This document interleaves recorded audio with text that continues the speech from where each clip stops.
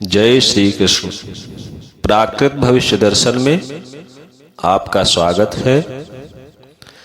शिव से संबंधित जानकारी की श्रृंखला में पिछले कुछ वीडियो जैसे शिव उपासना, रुद्राभिषेक, शिव सहस्त्र नामावली, ज्योतिष के अनुसार महामृत्युंजय मंत्र का प्रयोग कब करना चाहिए, रुद्राष्टाध्यायी के पाठों का क्रम और उनका महत्व आदि, जिनका लिंक डिस्क्रिप्शन में दिया गया है, उसी क्रम में आज शिव वास के विषय में शास्त्रोक्त जानकारी प्राप्त कराने का प्रयास किया है।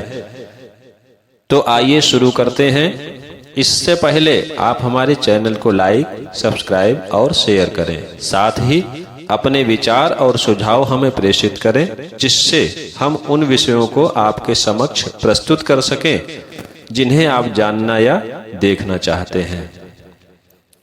शिववास, शिवोपासना, रुद्राभिषेक, शिवार्चन आदि में शिववास का विचार।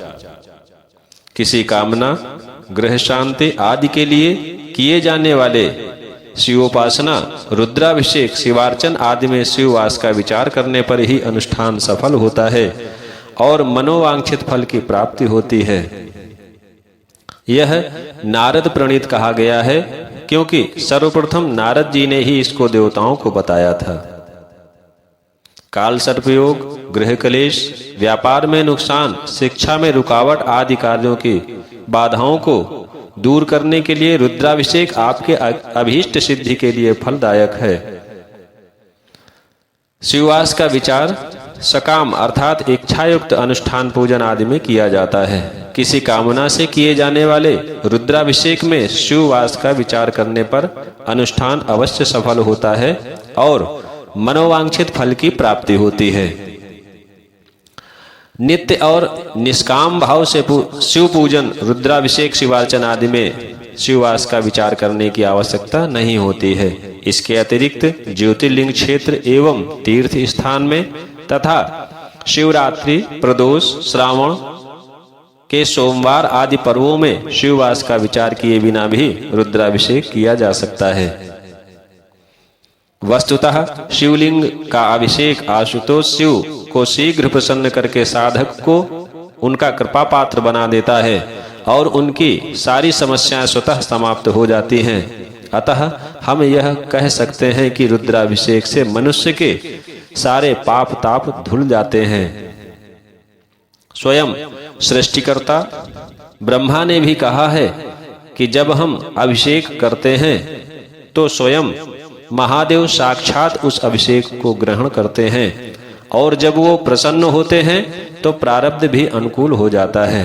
इस प्रकार विविध द्रव्यों से शिवलिंग का विधिवत अभिषेक करने पर अभीष्ट कामना की पूर्ति होती है और भगवान शिव सबका कल्याण करते हैं। शिववास कारिका अर्थात शिववास ज्ञात करने का सूत्र। सूत्र बताया गया है, तिथिम च द्विगुणीम कृत्य बाणैः संयोजयेत् तदा सप्तमिश्च हरेद भागम शिववासम समुद्दिशेत्। इसके फलस्वरूप जो शेष बचता है उसे हमें इस तरह से शिववास की प्राप्ति होती है। एकेन वासः कैलाशे, द्वितीये गौरी सन्निधौ, तृतीये वृषभारूढ़ः सभायां च चतुष्टये, पंचमे भोजने चैव क्रीडायां खर्मिते तथा श्मशाने सप्तशेषे च शिववास इति रतः। इसका फल इस तरह से बताया गया है, कैलाशे लभते सौख्यम, गौर्यां च सुख संपदा, वृषभे भीष्ट सिद्धि स्यात् सभा संतापकारिणी, भोजने च भवेत् पीड़ा, क्रीडायां कष्टमेव च श्मशाने मरणं गेयं फलमेव विचारेत्। अर्थात शुक्ल पक्ष की प्रतिपदा से वर्तमान तिथि की संख्या को दुगुना कर दें। यदि कृष्ण पक्ष की तिथि हो तो उसमें 15 और जोड़ने के बाद दुगुना करें। उस संख्या में 5 और जोड़कर 7 का भाग दें। प्राप्त शेष अंक के अनुसार शिववास का ज्ञान प्राप्त करें। 7 का भाग देने पर हमें 0 से 6 तक की संख्या प्राप्त होती है, अर्थात 7 शिववास हमें प्राप्त होते हैं। उदाहरण स्वरूप शुक्ल पक्ष में पंचमी तिथि को लेते हैं। पंचमी अर्थात 5, को द्विगुणित करने पर, दुगुना करने पर हमें 10 लब्धि प्राप्त होती है। नियमानुसार इसमें 5 और जोड़ने पर 15 प्राप्त हुए। 7 का भाग देने पर 1 शेष की प्राप्ति हुई, अर्थात भगवान शंकर कैलाश पर्वत पर विराजमान हैं और इस दिन पूजन करने से कल्याण करते हैं। इसी प्रकार कृष्ण पक्ष में चतुर्थी तिथि को उदाहरण स्वरूप लेते हैं। चतुर्थी अर्थात 4, कृष्ण पक्ष में 15 और जोड़ा तो लब्धि 19 प्राप्त हुई। इसको दुगुना करने पर 19 गुणे 2 बराबर 38 लब्धि प्राप्त हुई। नियमानुसार 5 जोड़ा तो 43 लब्धि प्राप्त हुई। इसमें 7 का भाग देने पर 1 शेष की प्राप्ति हुई, अर्थात इस दिन भगवान शिव का पूजन कल्याणकारी होगा और मनोकामना पूर्ति होगी। इस प्रकार दोनों पक्षों की अन्य तिथियों की गणना करनी चाहिए। अब 0 से लेकर 6 तक जो 7 शिववास हमें प्राप्त होते हैं उनके बारे में बताया गया है। 0 शेष बचता है तो जो शिववास हमें प्राप्त होता है वो इस प्रकार है। इस समय भूत भावन स्मशान में बात कर रहे हैं। इस समय वे विनाशक शक्तियों से घिरे होते हैं। ऐसे समय में जो उनके पास जाता है उसे वे मृत्युदायक होते हैं। यह शिववास अशुभ है। 1 शेष प्राप्त होने पर भगवान शंकर प्रसन्न मुद्रा में कैलाश पर्वत पर बैठे हैं तथा उस समय जो उनकी उपासना करते हैं उसे वे संपूर्ण सौख्य आदि प्रदान करते हैं। इस शिववास से भोग मोक्ष दोनों की प्राप्ति होती है। यह शिववास शुभ है। 2 शेष प्राप्त होने पर माँ गौरी के समीप बैठे हैं। माता पार्वती जगत के दीनहीन पुत्रों के दुखों की चर्चा कर रही हैं। यह सुनकर उनका चित्त करुणार्ध हो रहा है। ऐसे समय में पूजन करने से अतुल संपत्ति, शालीनता आदि की कृपा सहज में कर देते हैं। यह शिववास भी शुभ है।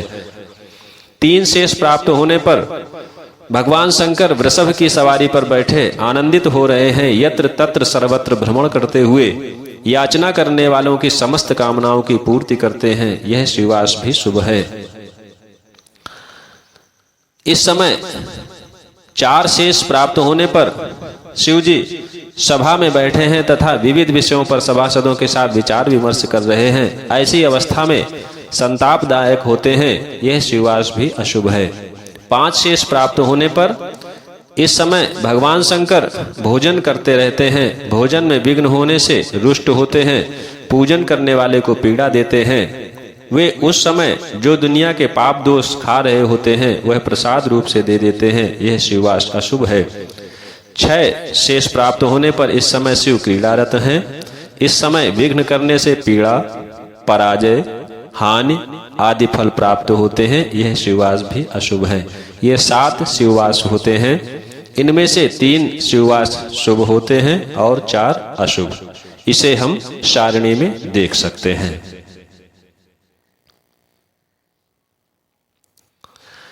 इस प्रकार शिववास का ज्ञान करने के बाद जो शिव पूजन आरंभ किया जाता है वह शुभ फलदायक होता है।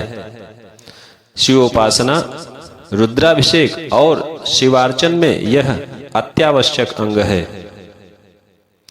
इस सूत्र के अनुसार कृष्ण पक्ष में 1, 4, 5, 8, 12, 11, 30 तथा शुक्ल पक्ष में 2, 5, 6, 9, 12 और 13 इन तिथियों में शिववास होता है। अर्थात रुद्राभिषेक, शिवोपासना, शिवार्चन आदि के लिए प्रतिमाह 13 दिन शिववास के और 1 दिन शिवरात्रि का प्राप्त होता है। यह विषय आपको कैसा लगा हमें जरूर बताएं। इस विषय को आप वैदिक विधा ब्लॉग में भी पढ़ सकते हैं। जय श्री कृष्ण।